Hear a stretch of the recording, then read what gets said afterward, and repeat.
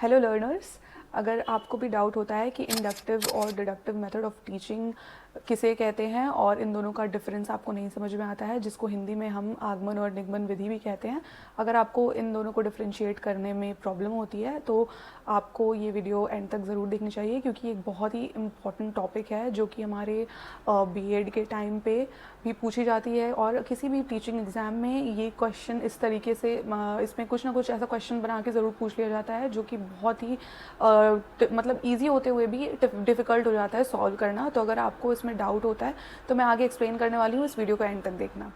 तो सबसे पहले इसमें हम बात कर लेते हैं कि शिक्षण विधि किसे कहते हैं। ठीक है, टीचिंग मेथड या फिर जो शिक्षण विधि है, ठीक है, ये किसे कहते हैं। ठीक है, तो शिक्षण विधि के अंतर्गत ही आता है आगमन और निगमन विधि।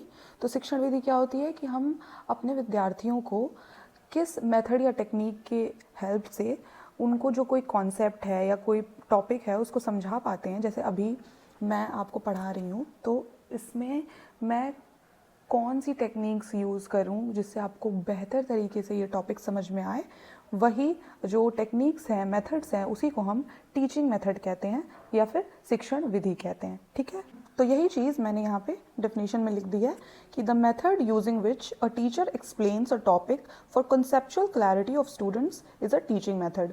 ठीक है, कि जो वो मेथड, वो टेक्निक जिसको यूज़ करके टीचर अपने स्टूडेंट्स को एक्सप्लेन करता है एक टॉपिक को। यहाँ पे जैसे कोई भी टॉपिक हो सकता है, फॉर एग्जांपल जैसे अभी मैं आपको समझा रही हूँ शिक्षण विधि किसे कहते हैं, या फिर आपको जब मैथ्स में इंटीजर क्या होता है, साइंस में सेल क्या होता है, ये सारे टॉपिक्स को समझाने के लिए जो भी मेथड यूज़ किया जाता है जिससे कॉन्सेप्चुअल क्लैरिटी हो स्टूडेंट्स में, स्टूडेंट्स को अच्छे से समझ में आ जाए जो समझाया जा रहा है, तो उसी प्रक्रिया को, उसी विधि को हम टीचिंग मेथड कहते हैं। तो अब हम आ जाते हैं जो हमारा आज का बेसिक टॉपिक है जिसके लिए ये वीडियो है, जो कि आगमन विधि और निगमन विधि किसे कहते हैं, इंडक्टिव मेथड या डिडक्टिव मेथड किसे कहते हैं। तो हमने ये देखा कि टीचिंग मेथड किसे कहते हैं सबसे पहले। तो उसी टीचिंग मेथड के दो टाइप्स हैं, इंडक्टिव मेथड और डिडक्टिव मेथड ऑफ टीचिंग। बहुत सारे तरीके हैं, बहुत सारे टीचिंग मेथड्स हैं, बहुत सारी शिक्षण विधियां हैं, लेकिन अभी हम सिर्फ दो ही शिक्षण विधियों की बात करेंगे जो कि आगमन और निगमन विधि है। तो चलिए देखते हैं कि पहले आगमन विधि या इंडक्टिव मेथड किसे कहते हैं। तो इंडक्टिव मेथड में हम या फिर जो हम नहीं, मतलब जो भी एक टीचर होता है वो उदाहरण से नियम की तरफ चलता है। ठीक है, तो अगर आप भी जब किसी भी टॉपिक को पढ़ाने जा रहे हैं और पहले आप उदाहरण दे रहे हैं स्टूडेंट्स को, जो परिभाषा है, जो डेफिनेशन है, उसको बताने से पहले और उनको उस उदाहरण के थ्रू डेफिनेशन तक पहुंचने में मदद कर रहे हैं, तो वो इंडक्टिव मेथड ऑफ टीचिंग होता है कि स्टूडेंट्स को एग्जाम्पल बता दिया जाए ताकि वो ऊपर ऊपर से पहले ही रूल समझ जाएं, थोड़ा ओवर एंड अबव ओवरव्यू, और उसके बाद रूल बता दिया जाए ताकि वो टॉपिक उनको पूरा अच्छी तरीके से समझ में आ जाए। तो वो एक आगमन विधि के अंतर्गत आता है। इसी को हम मूर्त से अमूर्त की तरफ या कॉन्क्रीट से एब्स्ट्रैक्ट की तरफ जाना भी बोलते हैं। अब कॉन्क्रीट से एब्स्ट्रैक्ट की तरफ जाना क्या हुआ कि जैसे स्टूडेंट्स को हम पहले एग्जाम्पल्स देते हैं या उदाहरण देते हैं तो वो चीज़ वो एक्चुअली जानते हैं कि ये क्या है। ठीक है, उसको फील कर सकते हैं क्योंकि उदाहरण देखा जा सकता है, लेकिन एब्स्ट्रैक्ट जो उससे कंक्लूजन निकाला जा रहा है उसको देखा नहीं जा सकता, उसको फील नहीं किया जा सकता, बस उसको समझा जा सकता है। तो इसीलिए उसको कॉन्क्रीट टू एब्स्ट्रैक्ट की तरफ जाना कहते हैं कि पहले जो चीज़ें देख कर समझी जा सकती हैं पहले उसको बताया जाए और उसके थ्रू जो रूल है उसकी तरफ चला जाए। तो इसीलिए इसको मूर्त से अमूर्त भी कहते हैं। उसके बाद सरल से कठिन, तो ऑब्वियसली ये तो समझ में आ जाएगा क्योंकि उदाहरण जो है वो सिंपल है, छोटे छोटे टॉपिक्स हैं, छोटे छोटे एग्जाम्पल्स देकर टफ मतलब जो कॉन्सेप्ट है उसकी तरफ जाना।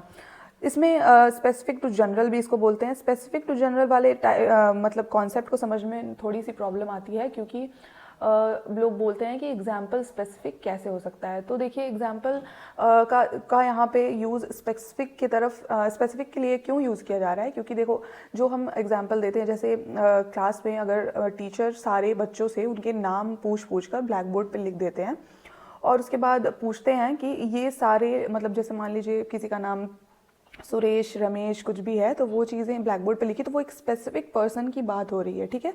तो यहाँ पे लिख दिया गया कि ये सारे स्टूडेंट्स के नाम ब्लैक बोर्ड पे लिख दिए गए, तो वो क्या हो गया, स्पेसिफिक स्टूडेंट की बात हो रही है। उसके बाद फिर स्पेसिफिक टू जनरल की तरफ जाते हैं, मतलब कि अब स्टूडेंट से पूछा जाए कि ये सारे नाम क्या होते हैं, तो मतलब किस कैटेगरी में आते हैं, तो वो स्टूडेंट्स बता पाएंगे ये नाउन है, अगर इंग्लिश की क्लास चल रही है, अगर हिंदी की क्लास है तो बोल सकते हैं संज्ञा है, ठीक है। तो एग्जाम्पल से टॉपिक या फिर रूल की तरफ गए, कॉन्क्रीट टू एब्स्ट्रैक्ट की तरफ गए, और स्पेसिफिक टू जनरल, क्योंकि स्पेसिफिक सारे बच्चों के नाम है, वो उसी बच्चे का नाम है, तो वो स्पेसिफिक हो गया। लेकिन जनरल एक रूल बना दिया गया कि ये सारा जो है, सारे बच्चों के नाम क्या है, किसके अंतर्गत आते हैं, नाउन या संज्ञा के अंतर्गत, तो इसीलिए इसको बोलते हैं कि ये जनरल हो गया। तो हम स्पेसिफिक टू जनरल जाते हैं आगमन विधि में, इंडक्टिव मेथड में। उसके बाद इसको विद्यार्थी केंद्रित भी बोला जाता है, क्योंकि इसमें जो स्टूडेंट्स हैं वो एक्टिव पार्टिसिपेंट्स हैं, उनको डायरेक्टली कोई टॉपिक बता नहीं दिया जा रहा है, पहले उन्हीं से पूछा जा रहा है एग्जाम्पल, या फिर उनको एग्जाम्पल दिया जा रहा है तो जो वो रिलेट कर पा रहे हैं। स्टूडेंट्स का एक्टिव इन्वॉल्वमेंट या पार्टिसिपेशन है इसमें, इसीलिए इसको विद्यार्थी केंद्रित या फिर स्टूडेंट सेंट्रिक भी बोलते हैं इंग्लिश में।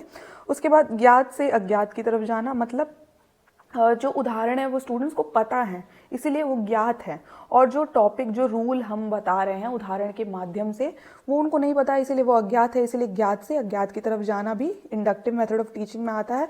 और परिचित से अपरिचित, तो उदाहरण स्टूडेंट्स को परिचित होते हैं, और जो टॉपिक है वो नहीं जानते, उनके लिए न्यू कॉन्सेप्ट है, तो इसीलिए वो अपरिचित होते हैं, ठीक है। इसी को बॉटम अप मेथड भी बोलते हैं इंग्लिश में। इसी कॉन्सेप्ट में, आगमन विधि में ही बॉटम अप मेथड भी इसी के अंदर आ जाता है।